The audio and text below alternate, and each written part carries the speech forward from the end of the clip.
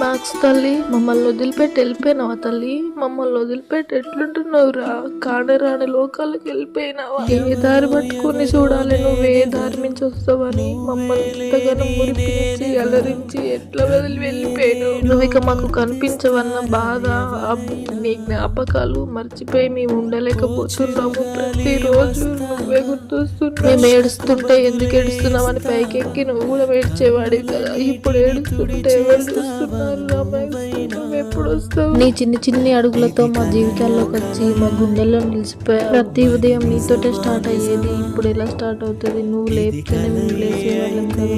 మాతో నువ్వు ఎక్కువ రోజులు లేవు, ఎక్కువ మాటలు లేవు, కానీ నువ్వు ఇచ్చిన ప్రేమ మాత్రం జీవితానికి సరిపోతుందిరా మ్యాక్స్. నీ జ్ఞాపకాలు మా గుండెల్లో నిలిచిపోతాయిరా. మా ఊపిరి ఆగేసేపు అలా చూసుకున్నాం నిన్నే, కానీ మమ్మల్ని వదిలిపెట్టి ఎలా వెళ్ళిపోయావురా మ్యాక్స్.